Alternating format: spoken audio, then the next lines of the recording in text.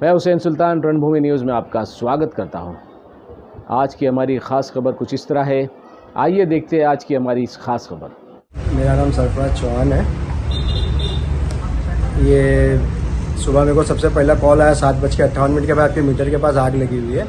मैं तुरंत घर से निकल के आया और मेरे 5 मिनट के पीछे फायर ब्रिगेड भी बहुत सही टाइम से आई।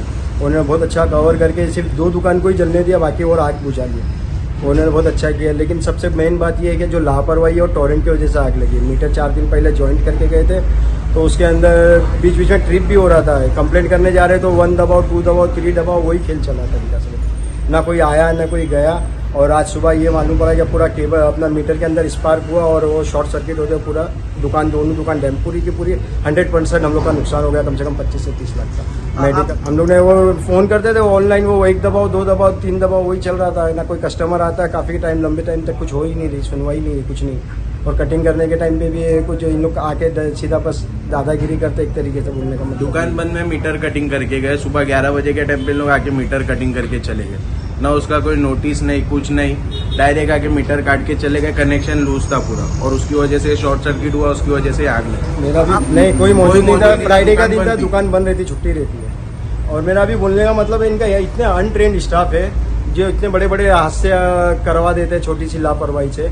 तो वो उस दिन और कितने ज्वाइंट किया होगा। वो इनका ट्रेनिंग स्टाफ लाओ, ऐसा ये कच्चे पक्के ला के लोगों को नुकसान देना बंद करो। मुंबई पे गरीब जनता गरीब महुआ में ये मेरे गद्दे पर्दे तक furnishing related, furnishing main mattresses की थी, नाइस डेकोर। अपने बाजू वाले भाई इनके पूरा मेडिकल था पूरा।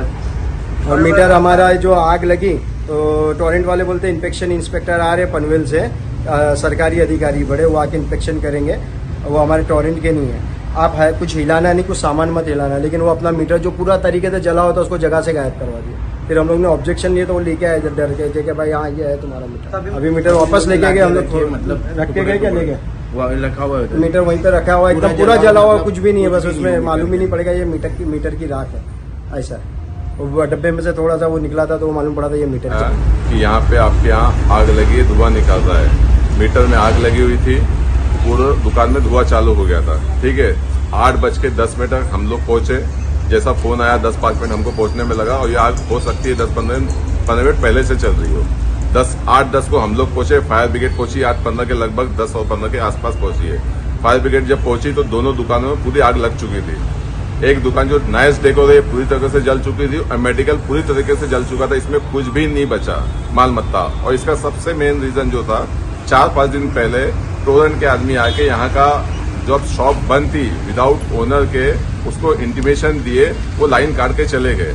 अब उन्होंने लाइट काट के जब चले गए तो वायर लटकाए, टेप मारे, नहीं मारे, वैसे ही छोड़ के चले गए। ठीक है, बाद में जब ओनर आए, इनको सबसे पहले बात टोरेंट का ये है कि जब भी वो लाइट काटे तो ओनर को बुलाना चाहिए। अगर ओनर आपको तकलीफ दे रहा है, लाइट नहीं काट रहा है या आपका बिल नहीं भर रहा है तो आप एक्शन लीजिए, लेकिन उसके एब्सेंस में, ओनर के एब्सेंस में आप किसी का लाइट नहीं काट सकते हो।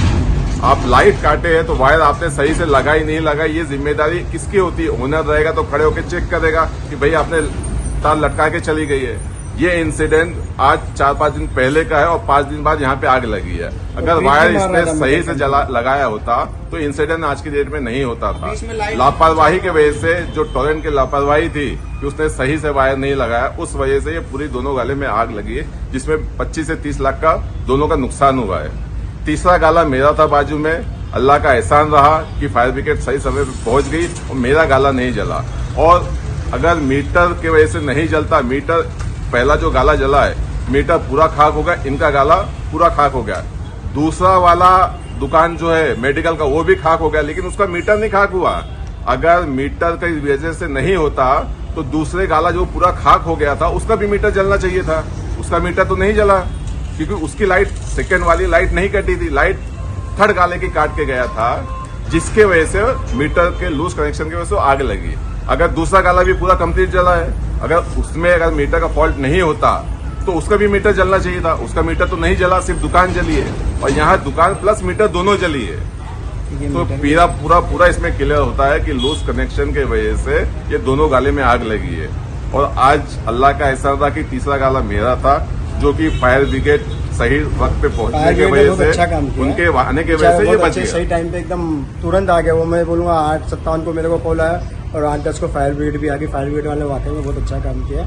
सिर्फ 2 गाले तक ही महदूद रही आग, नहीं तो ये बहुत आगे तक जा सकती है। उन्होंने बहुत अच्छा काम किया फायर ब्रिगेड, लेकिन टोरेंट की लापरवाही हमारे को नुकसान दे गई। हमको तो रोड पे लेके आ गई इसी तरीके से। और ये हम मुआवजा चाहते हैं। ये दोनों, ये मेडिकल वाला बेचारा अभी उसने चालू किया था 6-7 महीने पहले, नया दुकान बनाया, भाड़े के घर पे रहने वाला बंदा है, वो अपना घर अब कैसे चलाएगा? आज उसका पूरा गाला जल गया है, उसका नुकसान कौन भरेगा? उसके गाले में तो कुछ था भी नहीं, उसका गाला बाजू का मीटर जला, मीटर जलने की वजह से तीसरा नंबर का गाला जला, दूसरा नंबर का गाला जला। तो इसका तो आज पूरा नुकसान हो गया ना 2 लोगों का। तो इसकी भरपाई हम चाहते हैं कि टोरेंट की गलती की वजह से, उनकी लापरवाही की वजह से ये जला है गाला, तो ये भरपाई इन दोनों दुकानदारों को मिलनी चाहिए। मैं भी इनका पड़ोसी, कल होता तो मेरे साथ भी हो सकता था। आज मेरा गाला नहीं जला तो इसका मतलब ये नहीं कि मैं इनके साथ नहीं खड़े रहूं। आज मेरा गाला बचा लिया अल्लाह ताला ने, लेकिन इनका तो जल गया है ना। तो इनको भरपाई मैं आपसे और इत्तला करता हूं, मतलब गुजारिश करता हूं कि टोरेंट से इनको भरपाई मिलनी चाहिए।